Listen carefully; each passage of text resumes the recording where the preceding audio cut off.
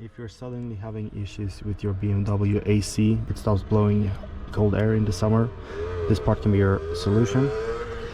And this is how to install it.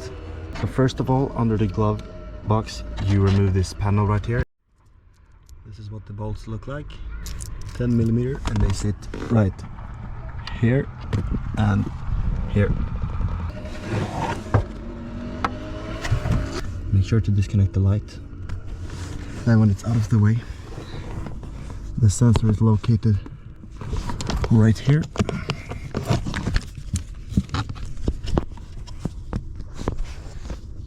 Looks like that. Now you want to remove the connector. And then you want to pull it straight out with some force.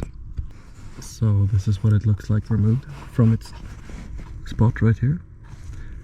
Now you grab your part right here and you place it in this direction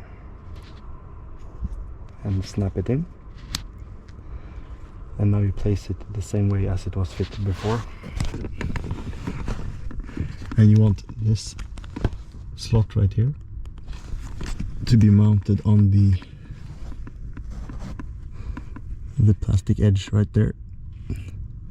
So now you just pop it in. Just like that. Push it in all the way.